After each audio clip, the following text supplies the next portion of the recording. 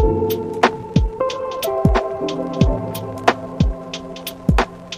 Students, welcome to Kusum classes. तो बच्चों, आज की इस वीडियो में हम करेंगे क्लास 8 की मैथ। ये हम एक्सरसाइज कर रहे हैं 13.1 का क्वेश्चन 6, क्लास 8 है ये, ठीक है। तो बच्चों देखो, जो 6 क्वेश्चन हमारा वो क्या है कि एक डाकिया किसी नगर के पास ही स्थित एक उपनगर में एक व्यापारी को पार्सल पहुंचाने के लिए साइकिल पर जाता है। मतलब एक डाकिया है बच्चों, जो एक व्यापारी को पार्सल पहुंचाने के लिए साइकिल से जाता है। विभिन्न समयों पर नगर से उसकी दूरी निम्न आलेख द्वारा दर्शाई गई है।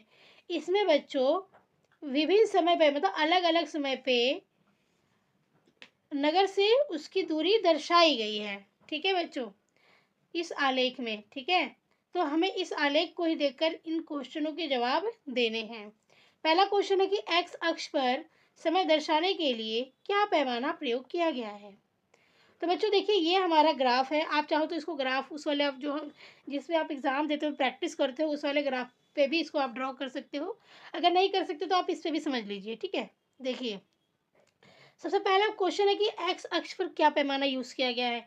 तो बच्चों देखिए, आप जानते हो कि जो हमारी स्लिपिंग लाइन होती है, जो हमारी क्षैतिज, जिसे क्षैतिज रेखा बोलते हो, ये क्या होती है, हमारी एक्स अक्ष होती है ना। और ये जो सीधी है स्टैंडिंग लाइन, जिसे आप ऊर्ध्वाधर लाइन बोलते हो, तो ये हमारी होती है वाई अक्ष, ठीक है। एक्स अक्ष और ये वाई अक्ष, ठीक है। तो समझ में आ गया।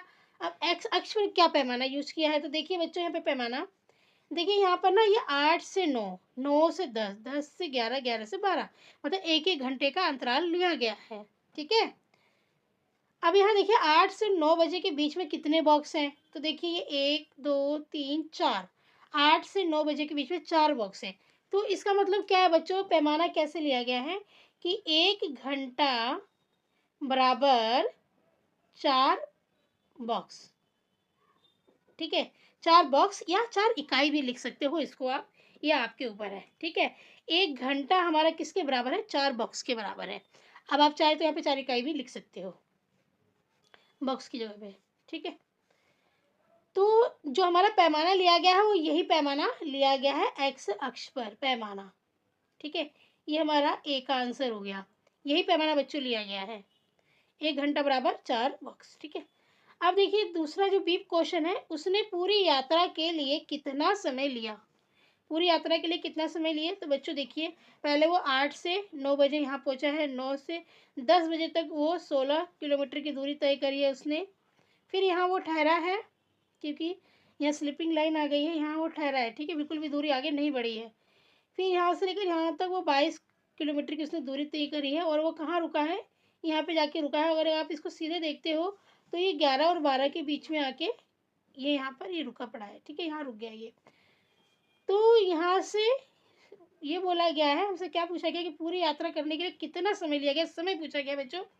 तो यहाँ से देखिए, यहाँ पर वो रुका है ना, तो 8 से 9 1 घंटा, 9 से 10 2 घंटा, 10 से 11 3 घंटा, 3 और ये आधा घंटा और ले लीजिए आप, तो ये 3.5 घंटा हो गया। तो उसने यहाँ से लेकर यहाँ तक जो यात्रा करने में जो समय लिया है बच्चों, वो कितना लिया है, 3.5 घंटे का लिया है। तो हम यहाँ लिख देंगे 3.5 घंटे, ठीक है, 3.5 घंटे, ओके।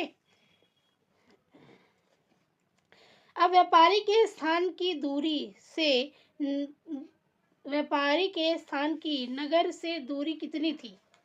व्यापारी के स्थान से नगर की दूरी कितनी थी, अब हमें ये बताना है बच्चों। तो देखिए, व्यापारी का स्थान ये है, अभी नगर की दूरी हमें निकालना है। तो देखिए, व्यापारी का स्थान ये रहा। अब नगर की दूरी अगर आप देखते हो यहाँ है, तो ये है 22 किलोमीटर। तो हम यहाँ पर लिख देंगे 22 किलोमीटर, 22 किलोमीटर ये हमारी दूरी है। अब क्या डाकिया रास्ते में कहीं रुका, विवरण दीजिए। तो बच्चों देखो, यहाँ से तो यहाँ तक 8 से अगर 9 बजे के बीच का समय देखते हैं तो ये 10 किलोमीटर तक चला है। फिर 9 से 10 बजे तक देखते हैं तो ये 10 बजे तक ये चला है 16 किलोमीटर तक। अब 16 किलोमीटर तक चला है। फिर 10 से अगर हम 11 देखते हैं तो ये यहाँ पर रुका है, यहाँ पे जहाँ पे स्लीपिंग लाइन आ गई है ना, क्षैतिज रेखा, यहाँ पर ये रुका है। तो ये 10 से 10:30 बजे तक ये यहाँ पे रुका है, ठीक है, 10 से 10:30 बजे तक। तो हम यहाँ लिख देंगे कि क्या डाकिया रास्ते में कहीं रुका? तो हम यहाँ लिखेंगे हाँ जी, डाकिया सुबह 10 बजे से 10:30 बजे तक रुका। ठीक है, ये लिख देंगे। ओके, अब हमारा है क्वेश्चन, किस अंतराल में उसकी चाल सबसे अधिक थी? किस अंतराल में उसकी चाल सबसे अधिक थी? तो अब देखिए इसका क्वेश्चन हम आंसर कैसे पता लगाएंगे। तो देखिए 8 से 9 बजे के जो बीच में वो चला है, वो यहाँ पर 1 किलोमीटर से लेकर 0 से लेकर ये चला है 10 किलोमीटर तक। मतलब इसने कितने बॉक्स पार किए हैं? देखिए ये 1 हो गया, ये 2 हो गया, 3 4 5, यहाँ पे ये 5 बॉक्स उसने क्रॉस किया। अब ये देख लेते हैं, 1 2 3 4, यहाँ आप 4 लिख लीजिए। यहाँ पर बिल्कुल भी नहीं इसने दूरी पार करी है, क्योंकि यहाँ ठहर गया है, रुक गया है वो। और ये 1 2 3 और ये 4। ठीक है, तो हम क्या देख रहे हैं कि किस अंतराल में उसकी चाल सबसे अधिक थी। तो हमें तो ये 5 दिख रहा है कि इस 8 से 9 बजे के बीच में, 8 से 9 बजे के बीच में जो उसकी चाल थी वो सबसे अधिक थी। तो हम यहाँ क्या लिखेंगे कि 8 बजे